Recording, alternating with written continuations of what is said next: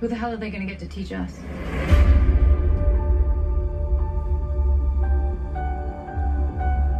Captain Pete Maverick Mitchell.